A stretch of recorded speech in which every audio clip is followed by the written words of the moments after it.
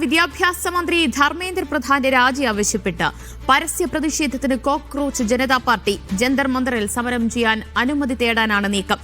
ഇതിന് മുന്നോടിയായി CJP സ്ഥാപകൻ അഭിജിത്ത് ദീപ് ഇന്ത്യയിലെത്തും.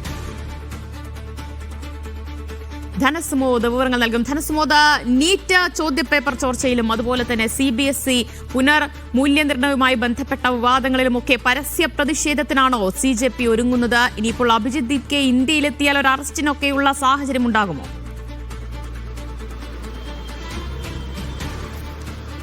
ഇപ്പോൾ അറസ്റ്റിനുള്ള സാധ്യത തന്നെ അഭിജിത്ത് ദീപ് അവർ മുൻകൂട്ടി കാണുന്നുണ്ട്. അതുകൊണ്ട് തന്നെ ചിലപ്പോൾ വിമാനത്താവളത്തിൽ ഇറങ്ങിക്കഴിയുമ്പോൾ ഉടൻ തന്നെ അറസ്റ്റ് ഉണ്ടാകും എന്നുള്ള ഒരു ആശങ്ക കൂടി അദ്ദേഹം പങ്കുവയ്ക്കുന്നുണ്ട്. അതുകൊണ്ട് താൻ ഉയർത്തുന്ന ആശയങ്ങളോട് ചേരുന്നവർ, സമാന മനസ്കരായിട്ടുള്ളവർ എത്രയും വേഗം അദ്ദേഹം ഡൽഹി ഇന്ദിരാഗാന്ധി വിമാനത്താവളത്തിൽ എത്തിക്കഴിയുമ്പോൾ അവിടെ തന്നെ എത്തണം എന്നുള്ളൊരു കാര്യമാണ് അറിയിച്ചിരിക്കുന്നത്. അതിനുശേഷം അദ്ദേഹം ഈ സഹപ്രവർത്തകരുമായി നേരെ പാർലമെന്റ് സ്ട്രീറ്റ് പോലീസ് സ്റ്റേഷനിലേക്കാണ് പോകുന്നത്. പാർലമെന്റ് സ്ട്രീറ്റ് പോലീസ് സ്റ്റേഷനിൽ പോയതിനു ശേഷം ജന്തർ മന്ദർ സമരവേദിയായ ജന്തർ മന്ദറിൽ സമരം നടത്താനുള്ള ഒരു ആപ്ലിക്കേഷൻ കൊടുക്കും. ആ ആപ്ലിക്കേഷൻ ഇതിനകം തന്നെ സർക്കാർ അംഗീകരിക്കണം, കൊടുത്താൽ ഉടൻ തന്നെ സർക്കാർ അംഗീകരിക്കണം എന്നുള്ള ഒരു ആവശ്യം കൂടി അദ്ദേഹം മുന്നോട്ട് വയ്ക്കുന്നു.